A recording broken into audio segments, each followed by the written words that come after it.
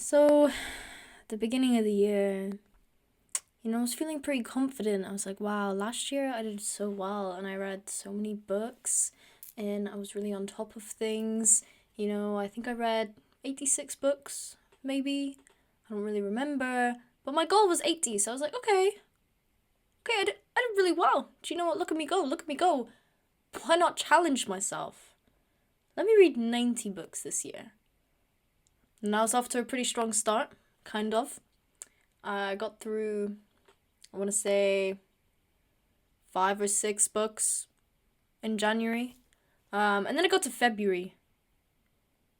And I completely flopped. I read about 2 books, one of which being a play. It was about 90 pages long, so it doesn't even count at that point. Yes, in my heart, but also realistically, not really. And now I don't even want to know how many books behind my reading goal, like 5. But let's all remember that our reading is not defined by numbers. It's not about, how many books can I read and can I hit this number, and it's about enjoyment and it's about having fun, right guys? But still, last year I don't think I dropped behind my reading goal like at all, like maybe by 1 or 2 books and that was it. And then this year I really just, and the thing that gets me about it all is that I can't even tell you what I was doing in February that meant that I didn't read. Like in January, I came back and I was doing a show and I was in basically like full-time rehearsals for 3 weeks and I still managed to read more books in January than I did in February. In February, I was doing nothing. I literally had nothing going on, really. I mean, there was some emotional aspects, I suppose. There was some emotional highs, some emotional lows. But on the whole, I don't know what was holding me back, and I'm genuinely I just think back and I'm like, what was I actually doing with my time? And I can't remember. I just remember, I go to my course and then I came home and I guess I just went to sleep and then I woke up the next day and I went to my course and that was my life for a while. But now I feel like I'm kind of starting to get back on track, and now I feel like I'm at a point where I'm like, okay, I come home and I'm like, actually, there's some enjoyment in my life and I'm finding the joy in being alone and enjoy my own company. Let me read a book. Let me go crazy. Let me go for a walk, actually. I think I've just like something in February just really got me down, and then suddenly the sun came out at the beginning of March and I was like, "Oh, life ain't so bad. Life is actually so great." But anyway, my point is I kind of flopped. No, but also I want to say actually quite just a little funny story. It got to the point in February where I genuinely just like wasn't contacting. The thing is that I wasn't even like I was fine. Like I felt fine. Like nothing was wrong. I wasn't like really struggling or anything. I was genuinely doing fine. So I genuinely don't know what happened, but I just wasn't like contacting anyone. I just didn't contact anyone for a really long time. I just stopped kind of messaging people and I like low-key just kind of went off the grid. And it got to the point where my little brother, he messaged me and he was like, "Are you alive?" And I was like, "No." "Yes, of course. Why do you ask?" And he was like, "Because your last known point of activity was when you posted on your YouTube channel 2 weeks ago." You got me. Guilty. Guilty. I was like, I'm sorry. And I also, every time I go to my course, there's one guy on my course, and every week he looks at me and he's like, "So any new YouTube videos?" And I'm like, no. No. I haven't even sat down to film. Guys, I'm sorry. This is my apology. Okay, this is my apology with tears. I just want to say I'm really sorry for not being able to update the masses on what I've been reading and what I've been up to and my opinions. I know you all really, really look forward to these and you really anticipate them, and I know I've let you down.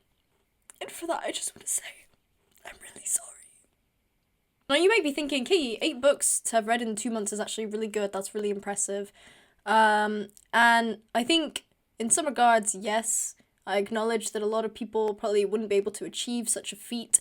But you have to understand that my average last year of like how many books I read in the month was probably about 7 or 8. So to have then done that over 2 months for me is just kind of like shocking behavior, you know? And quite a lot of these were plays. 2 of them were plays, to be fair. And none of them were audiobooks. I think if I give myself some credit, last year I listened to a lot more audiobooks than I have been this year. For some reason this year, basically what happened is I'm halfway through Wuthering Heights right now, and I'm just not loving it. And I'm probably gonna DNF it, to be honest, because I just don't care. Who cares? You know, genuinely, I don't give a crap about what is happening right now in that book. And so I've just kind of stopped listening to it, but then instead of picking up a new audiobook, I just haven't.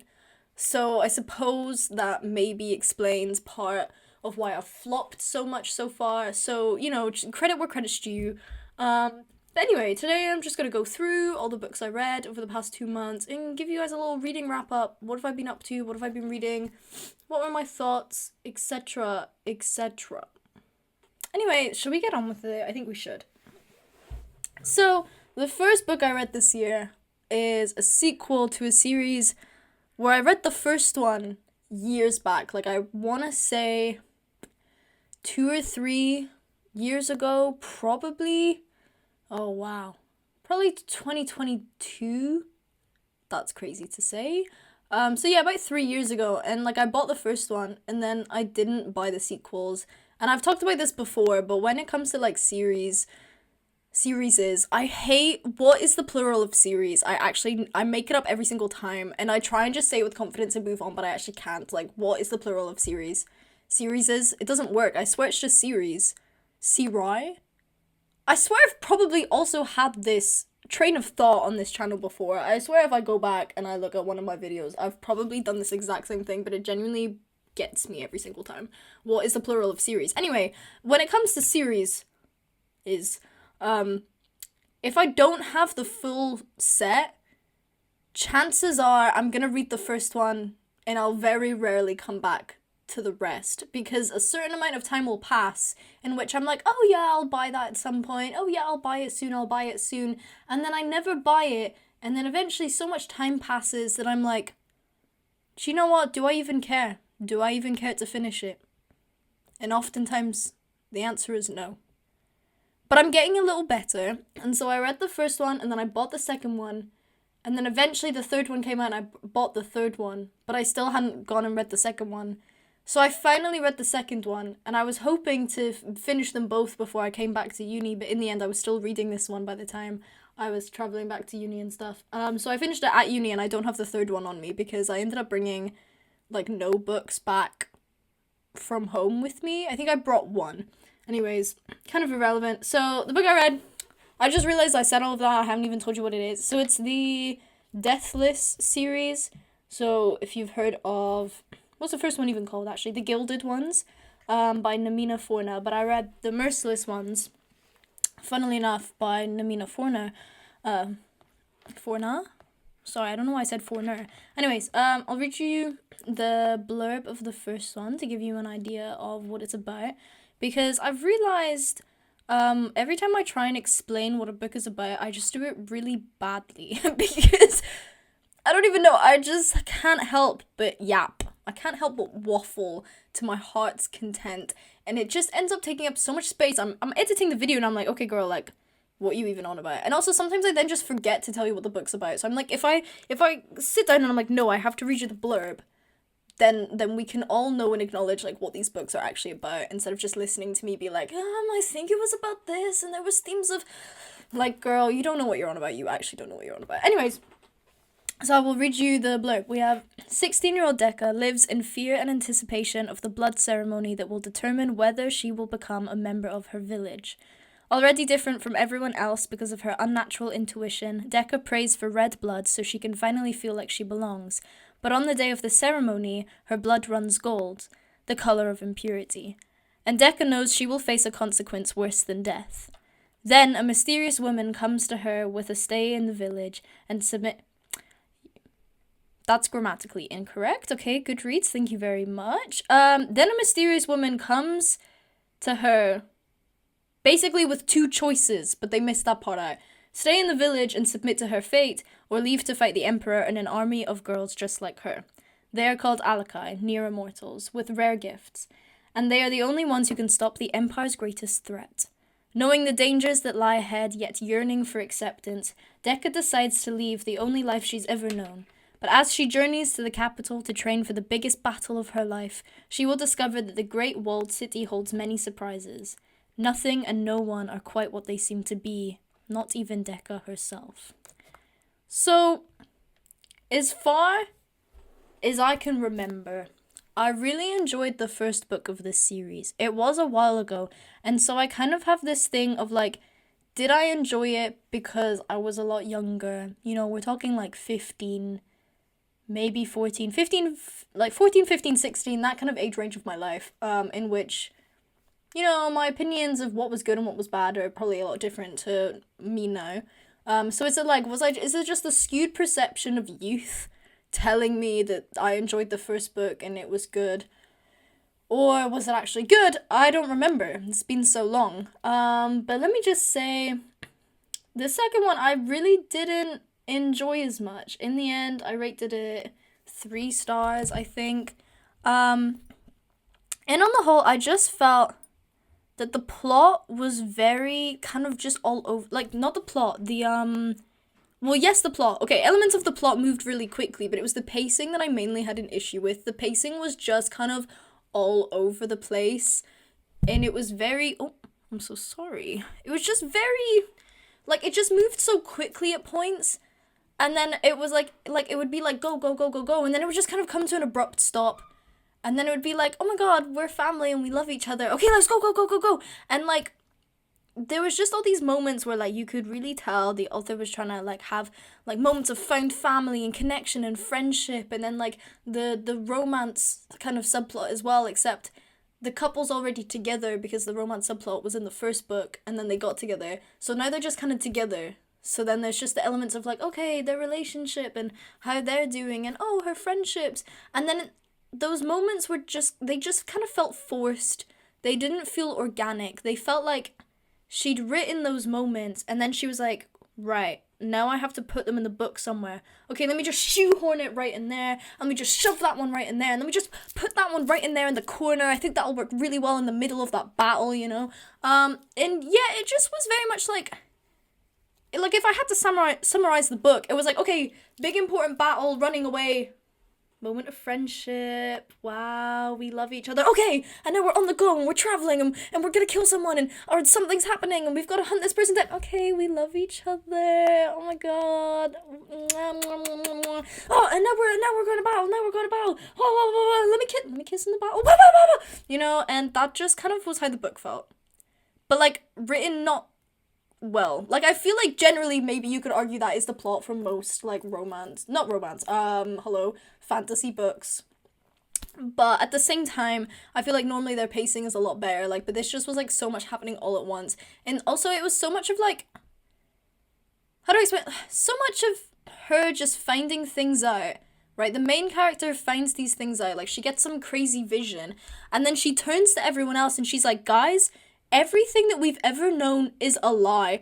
And they're all like, huh? And she's like, no, trust me on this one. Everything we've ever known, just forget about it. Actually, this happened. And they're all just like, okay, girl, yes, like, we kind of believe you, you know? Like, I guess, like, let's just go. You know, and it was just very, like, rewriting everything that they ever knew. And then everyone just, it was just kind of boggling. It was just a little boggling in that sense. But one thing that I felt was quite good was the representation. There was a lot of really good, like, LGBT representation. So we had, at one point, a character coming out as non-binary. We had a character come out as gay. There's lesbian characters in it. And also kind of, like, a genderless, like, outside of the realms of gender kind of character. Kind of, right? Is that agender? I think, is that the term for it? Guys, maybe I need to educate myself a little bit more. Because it wasn't really stated what they were. And I think I'm firmly of the belief, especially because we're kind of in an age where representation is becoming more common, but it's still quite shorthanded on the whole. Do you know what I mean? Like, we don't really get a lot of representation. I think specifically in this case, for a lot of like different gender identities as well. Like, I think we're seeing a bit more of like, okay, gay and lesbians and, you know, even bisexuals to some extent. But when you're looking at non-binary characters and characters like that, we don't see like masses of it. And so I am firmly of the belief all representation at this point is good representation. But also, elements of how this representation was portrayed just kind of jarred me a little bit. I had a couple issues with it. I felt like there was, at one point, again, part of it was to do with the pacing. So some of like these characters were coming out. It just like kind of points at the novel that I just didn't like. I was like, this doesn't work for this part of the novel. So for example, like they're on the run from these people and they've just like gone through like a portal or something, and then they've ended up in this place and this person's found it really traumatic, and then they get out of the place, and that all happens within maybe like 2-3 pages, and then this character's like, I'm so sorry that was so traumatic for me, I'm gay.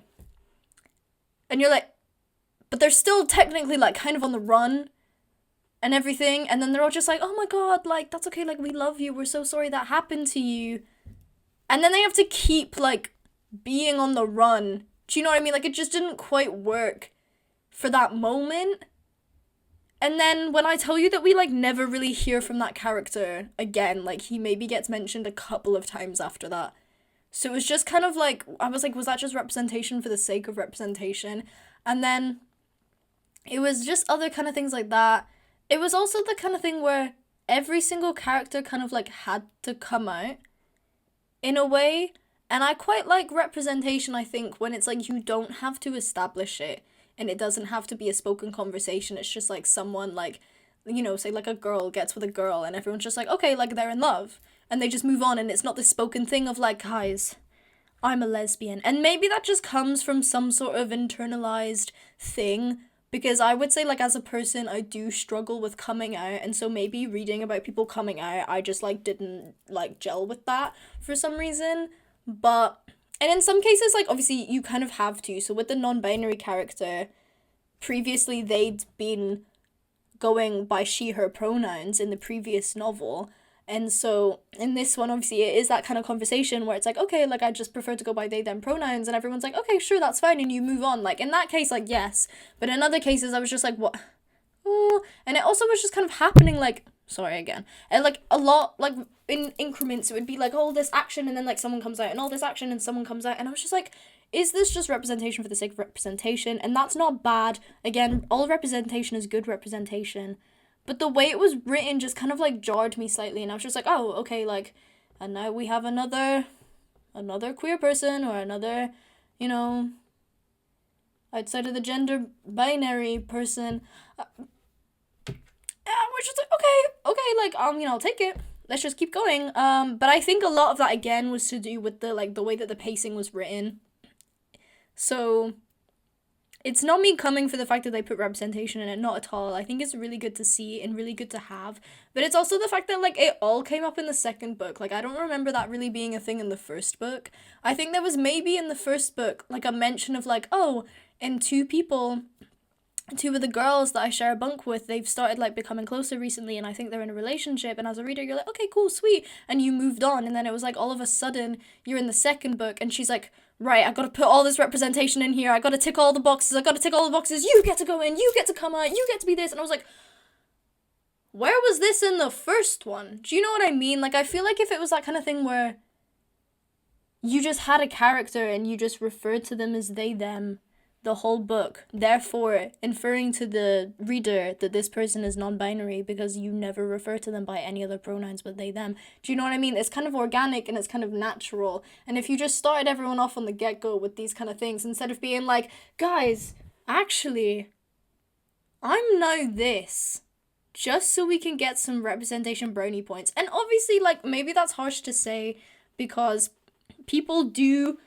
go through life thinking that they're one thing and then realize that they're not. And so it probably sounds like me kind of shitting on people who, like, realize who they are later on in life. And, like, I think it is valid to represent that journey, but it was just the fact that it was kind of like really out of the blue, and there was no kind of build up of like this person being like unsure about their gender identity in the first one. It just then kind of like gets thrown at you in the second one, and you're just like, oh, I mean, okay, like that's fine, and I love that for you, and like I don't have any issues with that, but that was really out of left field, and now we've just moved on, and does that make sense? That was just kind of how I felt about it. But I still think on the whole that I really liked that the author made the effort to include it in her novel. I just think it maybe could have been done in a more like it wasn't even like it was done in a bad way. The representation was good and it was positive, and all of the characters were, really good characters. It's just the way that it was written, I think I more have issues with. It was just like the writing style of it that I was just like, okay, this is kind of just throwing me out of the experience. But I kind of felt that overall, not just about the representation. But yeah. So that was The Merciless Ones. Overall, 3 stars. I'm aware I yapped a lot about that, but let's move on. I then read All the Bright Places, which I will read you the blurb for. Also, who's it by? Great question. It's by Jennifer Niven, I believe. So, I really hate Goodreads. Every time I look at the book, like Goodreads book description, they always have these really wacky, like when you get the little quotes to try and like market you the book. So we've got The Fault in Our Stars meets Eleanor and Puck in this exhilarating and heart-wrenching love story about a girl who learns to live from a boy who intends to die. Do I care? Soon to be a major motion picture starring Elle Fanning. And it's just like, it's just jarring because of the way the book description is presented on Goodreads. It's just like, that's not what you expect to read in the book. Anyways, we have Theodore Finch is fascinated by death, and he constantly thinks of ways he might kill himself. But each time, something good, no matter how small, stops him. Violet Markey lives for the future, counting the days until graduation when she can escape her Indiana town and her aching grief in the wake of her sister's recent death. When Finch and Violet meet on the ledge of the bell tower at school, it's unclear who saves whom. And when they pair up on a project to discover the natural wonders of their state, both Finch and Violet make more important discoveries. It's only with Violet that Finch can be himself, a weird, funny, live-out-loud guy who's not such a freak after all. And it's only with Finch that Violet can forget to count the days and start living them. But as Violet's world grows, Finch's begins to sink. This is an intense, gripping novel, perfect for fans of J. Escher, Rainbow Rowell, John Green, Gail Forman, Jenny Dowman, from a talented new voice in YA, Jennifer Niven. So yeah, I ended up writing this one 3 stars as well. I kind of, during lockdown, when I think a lot of us were probably struggling, and I was just a girl trying to feel things. I went through a phase of wanting to read books that would like absolutely like shatter me, and like absolutely just make me cry, because I think I was so kind of just like emotionally tapped out of it, do you know what I mean, in a way that like we all were, because you were just kind of stuck inside and you couldn't see anyone. And so I just kind of went through this period of, I'd also like kind of moved country quite recently from like Scotland to Wales, so there was also the whole thing of like, I've just kind of left everything I've ever known, and then I've come into this new place, and I've lived here for like just over 6 months, and now we're all going into lockdown. Do you know what I mean? Like, it was kind of a crazy time, and so I was going through this kind of period of like just general like emotional numbness, where I was like, I don't really feel like I feel much on the whole. Let me read a book that'll make me sob, right? That's just kind of some backstory that really I didn't necessarily need to share, but like, let's be vulnerable for a moment, And All the Bright Places was one of these books where like, when I was on TikTok and I was like, books to make you cry, it was one of those ones that just came up all the time. And so I got it on iBooks, and then I never really read it because, I prioritized The Song of Achilles and, A Little Life. A Little Life is what did it for me, ultimately, but it took me a while to build up to that one. So I just never ended up reading this one, and then I finally read it, obviously, in January, and it just didn't, I just wasn't, like, emotionally connected to it. It didn't make me cry. And I think a part of that comes from the fact that it is, like, a YA novel, and I found recently that a lot of YA novels I just don't quite get on with the writing style of it anymore, or there's just something about it that doesn't hit me the way it used to, you know? Which is kind of a shame, but that's not always the case. Like, there's definitely some YA novels that I think are really well written. It's just this one, it was definitely targeted for like high schoolers, you know? And because I'm not in high school anymore, I've kind of moved away from that realm, and I'm not necessarily then interested about reading about high school again. I'm kind of like, I've done that, like it's fresh, like I don't miss it, you know? And so, I don't know, something about it just didn't really gel for me, and I think I would have enjoyed it a lot more if I'd read it in that period of time back in lockdown, back in 2020. So yeah, I just wasn't very emotionally invested. It was still a good story, and I liked the relationship and I liked some of the characters, but it just didn't like stick out to me massively where I was like, "Oh, this is like a really good book." I was like, "Yeah, it's like a book," you know? And that was my experience with All the Bright Places. I then read, contrastingly, Circe, which I ended up rating 5 stars. I will read you the blurb of Circe. By Madeline Miller. It's by Madeline Miller. Who wrote the Song of Achilles, which I actually just mentioned. Crazy. Woman, witch, myth, mortal, outcast, lover, destroyer, survivor, Circe. In the house of Helios, god of the sun and mightiest of the Titans, a daughter is born. Circe is a strange child, not powerful and terrible like her father, nor gorgeous and mercenary like her mother. Scorned and rejected, Circe grows up in the shadows, at home in neither the world of gods or mortals.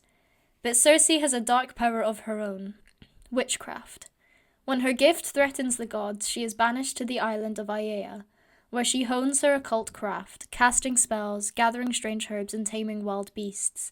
Yet a woman who stands alone will never be left in peace for long, and among her island's guests is an unexpected visitor, the mortal Odysseus, for whom Circe will risk everything. So Circe sets forth her tale, a vivid, mesmerizing epic of family rivalry, love, and loss, the defiant, inextinguishable song of a woman burning hot and bright through the darkness of a man's world. This book was genuinely just insanely, insanely good. I mean, the writing was beautiful and very poetic, which, am I surprised? No, I have read A Song of Achilles, and very much that was the same in that one as well. So obviously it's like a Greek mythology retelling, and one of the things I really enjoyed about it was how many kind of other Greek myths it touched on. In a way, Circe is so outside and separate to all of the myths that happen because she's isolated on this island alone, and then you have all these other pockets of different lands where all these myths kind of end up intertangled, but in a way she's kind of connected to all of them, or like, you know, there was mentions of all of them throughout. So you've got her at one point going and meeting what's it called, like, because her sister marries King Minos, so you've got the whole like Minotaur aspect with like Ariadne, where she meets Ariadne, which was really nice because I'd actually read Ariadne, like a Greek mythology retelling by Jennifer Saint last year, so I obviously like knew kind of about that element, but then it was like Circe went and you were meeting like Ariadne as a child, and I was like, okay, that's really interesting actually when you consider like the chronology of it, yeah. And then there was also at one point like she meets Medea because Medea comes to her island, and like Medea was a play that I studied in my A level, so I know about that one as well. And also I really love the Epic the Musical, which if you don't know what that is, it's kind of like this musical by Jorge Rivera Herranz, who like massively promoted it on TikTok, and he shared the kind of like songwriting experience, and then he did like casting and like auditions through TikTok in a way, and got all these people on board and then recorded it. So it's not like an actual like on the stage musical yet. Maybe one day, guys. I'm hoping. But that follows Odysseus, who obviously, like as I read on the blurb, is also someone that comes to the island. So you've got all of that.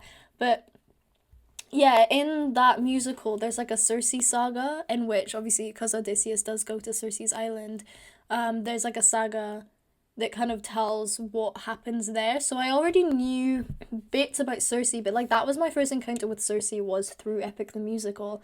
So it was also really interesting just to read the book like from her perspective and like her telling of that, and then learning all of these things that I wasn't aware of. So like her relationship that she kind of has with the messenger god. What's his name? What's the messenger god's name, guys? It's really gonna bother me. I do know it. I'm just having a brain fart moment. Hello. Hermes, with Hermes. So she has like a bit of a relationship with Hermes, but Hermes is also the one who like helps Odysseus in like Epic the Musical to like get what he needs to kind of overpower Circe. So it was really interesting when I then started reading about the fact that they had this relationship together and like kind of knowing what was coming and being like, oh my god, like what, you know. And there was also just other things, which I won't say because like I've said this before, but like Greek mythology is that weird one where like the myths are, they've been out for a while, like that's not new, but then at the same time it's like, do I want to give spoilers? Like, does it count as spoilers? But like some of the stuff I didn't know, you know, so it's like, why would I then kind of like spoil it for you, even though it's, the myths have been around for a long, long time.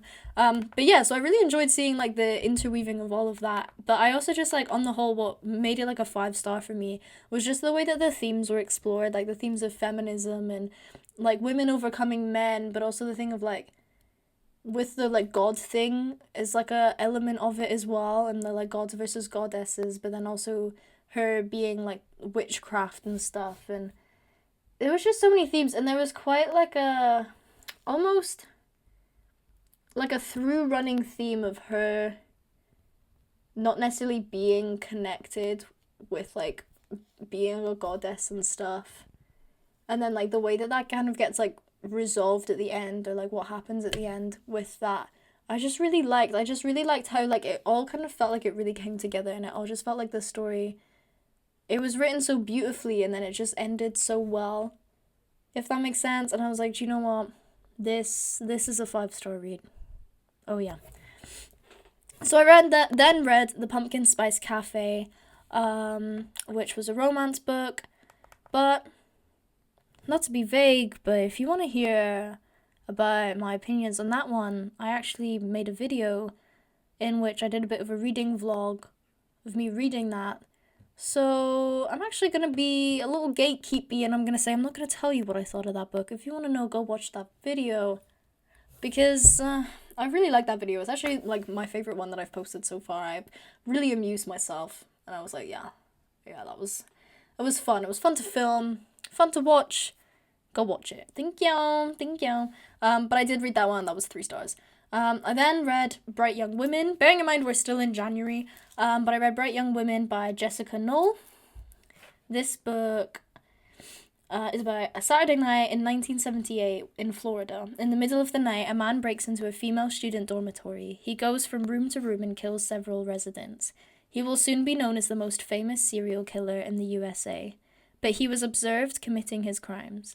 The survivors, including key witness Pamela Shawmaker, yeah, that one, will be forever changed by this night. They have all become victims, but they tell their perspectives here. They remain masters of their stories, and they hunt the perpetrator on their own, against resistance from the justice system and the police, against public opinion, which idolizes the serial killer. So yeah, I expected, I rated it 5 stars, and I expected it to be a lot more of a mystery in the sense that it, like, you know, it's about a crime, and I was kind of expecting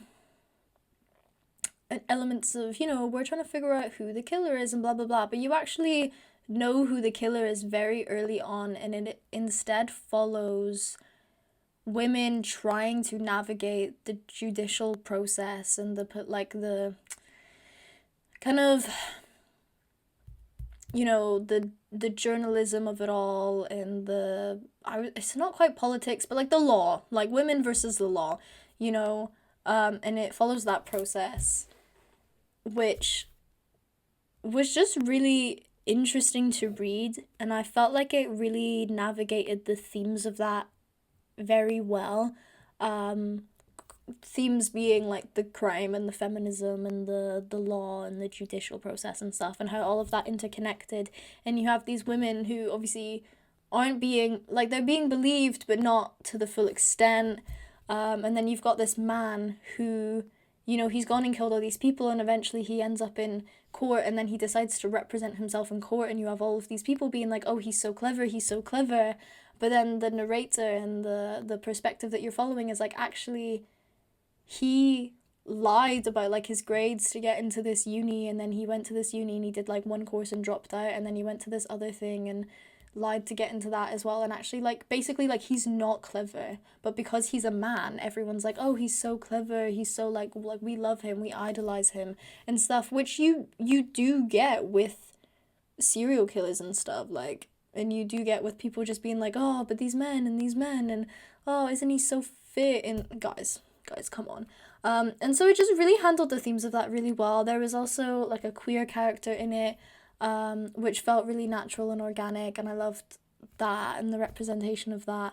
The blurb is kind of misleading. Like, the blurb on the book is different to the one I read on Goodreads, but it kind of gave you the vibe that you would be following the two perspectives of the girl Pamela and then this girl Ruth, who ends up getting no, and then wait, it's like Ruth's friend. So Ruth gets killed by the guy, which you know early on, and then you're following her friend is what you think, because the blurb only really massively talks about those two and like what they're doing. But actually, it is quite interesting because you follow Pamela in the past and the present, so her as the whole thing's happening and as she's witnessed this death, and then what kind of happens months and years on from that, and it follows that through, you know, time. And then like her, we're talking like 2018, 2019, and then the other perspective is Ruth herself, so you're following Ruth and like her life up until she dies. So it is that kind of like thing where you're like, okay, we're following this whole like legal process and her trying to, you know, catch the killer in a way, and meeting like Ruth's friend, who's like a key character, and then you just jump into Ruth's narrative, who she's never met this guy. Like, it's not a premeditated thing, it's genuinely just her going about her life and meeting this like other key character. And it was just I really liked the way that balanced out what was also kind of happening in the story. Yeah, and in the end you get her perspective like of her being killed and stuff. But obviously that's something that like the other characters don't know. Like, the other characters don't know how she died or anything, or like where her body is. But you end up like kind of finding out, and it was just really interesting, and the way it all balanced itself out was really good. And so I rated it 5 stars. I then read Ghosts by Henrik Ibsen. And I rated it 4 stars. I will read you the blurb. I was going to start talking about my opinions of it, but no, let me read you the blurb. Written in 1881, when melodrama and farce were still at their peak of popularity, Ibsen's Ghost is a 3-act tragedy that explores uncomfortable, even forbidden themes. It is also a highly critical commentary on the morality of the day. The play centers around the widow of a prominent Norwegian sea captain whose son returns home with tragic consequences, revives the ghost of the past that she has long laboured to put to rest. Ghosts immediately became a source of controversy for its inclusion of topics like venereal disease, incest, and euthanasia, and it was banned from being performed in England for many years. Its arrival signals a shift in the nature of theatre, and despite negative criticism, it was translated into other languages and performed in Sweden, Germany, and New York within a few years of its debut. It now stands as one of the works considered to have ushered in the era of modern drama. So yeah, Henrik Ibsen is one of these ones that like my course kind of drops in and mentions every now and again, and I think at some point we study like his methods, or we do some of his plays and stuff. I'd read A Doll's House before because I did that in year 13 as my like scripted piece. But I hadn't read Ghosts, and honestly, I don't remember a lot from it. Like, it doesn't massively stand out, and I find I get that with plays quite a lot. Like, I read 5 of Anton Chekhov's plays, and I genuinely don't remember any of them. Like, I remember the general impression of like, oh, I liked it and it was a good play, but it doesn't stick out to me. And this is very much like that as well. I think that happens because they're typically so short and you're not with the characters for very long, so you don't then get like emotionally invested. But like, obviously, if I'm able to talk about like the quality of it as a play, like it's a good play, I think. And I think I enjoyed it because there was like a cyclical element of her describing something that's happening, and then there being like a really similar thing happening off stage that you hear, and then it's her being like, sometimes I still feel like I hear these ghosts, but she's not actually hearing these ghosts, she's just hearing like the replay of something that happened to her now happening like to her children, kind of thing, if that makes sense. If I'm remembering it correctly enough, like take that with a grain of salt. But I just liked I liked the third act. I think it all really came together in the third act. I remember the first two acts, I was like, okay, like, what's going on, what's happening? And in the third act, you kind of finally get, like, this reveal, and you're like, actually, that's really interesting. And that's all I really have to say, because generally, it doesn't stick out to me. We finally moved on to February. I then read Babel by R.F. Kuang. I love R.F. Kuang. The Poppy Boy trilogy is my favourite books at the moment, and I have read Yellowface as well. So this was my last of her current discography, is that the right word? I mean, I know that's for music, I don't know if that counts for books. But obviously she's got Catabasis coming out this year, but obviously it's not out yet, so I'm fully up to date as it stands. But I'll read you the blurb. So it's a historical fantasy epic that grapples with student revolutions, colonial resistance, and the use of language and translation as the dominating tool of the British Empire. Oh, and then there should be a full stop. Traditor. It's like two words of like in different languages, but meaning the guys. An act of translation is always an act of betrayal. Yeah, anyways, we'll move on. 1828, Robin Swift, orphaned by cholera and Canton, is brought to London by the mysterious Professor Lovell. There he trains for years in Latin, ancient Greek, and Chinese, all in preparation for the day he'll enroll in Oxford University's prestigious Royal Institute of Translation, also known as Babel. The tower and its students are the world's centre for translation and, more importantly, magic. Silver working, the art of manifesting the meaning lost in translation using enchanted silver bars, has made the British unparalleled in power, as the arcane craft serves the Empire's quest for colonization. For Robin, Oxford is a utopia dedicated to the pursuit of knowledge, but knowledge obeys power, and as a Chinese boy raised in Britain, Robin realizes serving Babel means betraying his motherland. As his studies progress, Robin finds himself caught between Babel and the shadowy Hermes Society, an organization dedicated to stopping imperial expansion. When Britain pursues an unjust war with China over silver and opium, Robin must decide. Can powerful institutions be changed from within, or does revolution always require violence? So I rated it 4 stars in the end, but that's not like, arguably it is 5-star quality. I would just say for me personally, I wasn't as emotionally invested as I could have been, but that wasn't the book's fault. I think that was just my fault in the fact that it was this February month where I don't know what I was doing, but I was just apparently in a little strange, goofy mood. And so yeah, I just didn't feel like connected as much as I could have, and like there was some like really tragic stuff that happened, and I just kind of was like not crying, like, and you know what I mean? I was just kind of like, oh, that's a shame. Anyways, and so yeah, I felt like reading it but not being in it. But again, not a book problem, very much probably a me problem.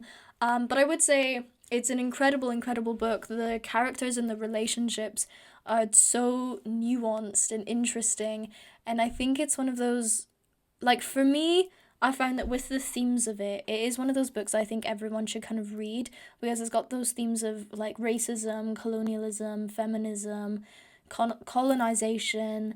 I mean, that is colonialism, is it not? Well, yeah, they're linked. But they also, like, it portrayed intersectionality of kind of those themes really well as well, because you've got this friendship group of a black girl from Haiti who speaks like Haitian Creole and French, and then this white girl who also speaks French, but is obviously kind of, they're both oppressed for being women, but then you've got the black girl also obviously being oppressed due to racism as well, and then you've got the 2 boys, and one of them is Wasian, but grew up in China, obviously he's the main character, and then you've got the other one who grew up in India, and so you've got these group of people who can all kind of relate because they're being oppressed and they're at this institute and they're all learning languages and they're all trying to find a place in the world, and this is one of the only places where they're genuinely kind of valued for their, you know, especially the people of color because they're valued for the fact that they can speak other languages fluently, and they're like rarer like languages that we don't know as much about. So of course come into our institute, but actually they're that's like one of the only places where they're like really accepted and stuff, and they still deal with the racism outside of that. And so you again, like, you've got these characters coming together and kind of being able to relate with each other over being oppressed, but actually their experiences of oppression are obviously all very different and often related to different things, especially when you've got, the main character Robin, because he is Asian. In some cases he passes more than his other friends who are people of color, and how that then means that, okay, like, he still experiences racism, but the racism is different to the racism that the other characters experience, and then obviously they're all handling the oppression that they deal with in different ways, and it can impact the relationships that they have with each other. And just like the themes of intersectionality in it was, I thought, explored really well in a really kind of natural and organic way. Organic, I think, is my word of the day. I've said it a lot. Allow it. But anyway, so I just think, like, it's incredibly well written, and it balances all of these themes out really well, and still manages to also have this kind of found family, but like nuanced relationships in these characters, and their relationships are just really interesting to read about. But you're also reading about this insane world that she's built, and all of that together just come together to make a really good book. And it probably should have been 5 stars, but for some reason I just wasn't like emotionally there with it. But yeah, I do think it's one that everyone should read. For me personally, I didn't find I like learned anything like crazily new. It just kind of clarified a lot of what I already knew about the world and about what Britain was doing and all of that kind of jazz. But I still think it's really good to have that clarification and be like, okay, like, you're putting it into words what I vaguely had like ideas and concepts of. So yeah, that was Babel for me. And then my final book of the past 2 months, I read Closer, which is a play by Patrick Marber. Oh, this is a really short blurb. We have, in Closer, Patrick Marber has created a brilliant exploration into the brutal anatomy of modern romance, where a quartet of strangers meet, fall in love, and become caught up in a web of sexual desire and betrayal. Closer is hailed as one of the best plays of the 90s, and as the London Observer noted, it has wired itself into the cultural vocabulary in a way that few plays have ever done. At first, I was very kind of like unsure about this play, but because we kind of ended up studying it in class, basically, like, I this week had to act out one of the scenes for a bit of like a assessment kind of. And so, because I like actually took the time to become a bit more intimate with the play and like understand it fully, I actually do highly recommend it a lot. I rated it 4 stars. I don't think it's like the best play ever written or anything, but I do think the way that it navigates the relationships between the characters and some of the themes it explores like through those relationships, and one of the characters in particularly is particularly interesting and compelling, and I can't really say why because that would spoil it, but by the end you come to learn things about them that you didn't know at the beginning, and then when you then go back and reread it from the beginning with those kind of new things in mind, you realize like how much they were hiding and how much like the other characters came so close to like discovering all of these things they were trying to keep secret, and how they then avoided that. So it's actually really interesting to like read and then like reread, which I think is why like the first time I read it I was like, okay, that was like a pretty good play. But I would say as well, because we were acting it out, like, it's a very sexual play, and there's like this whole scene where it's like two guys like messaging on like over the internet on like a kind of like a porn website, one of those kind of things, and like the guy's pretending to be one of the girls, and then it's just like insanely sexual and stuff.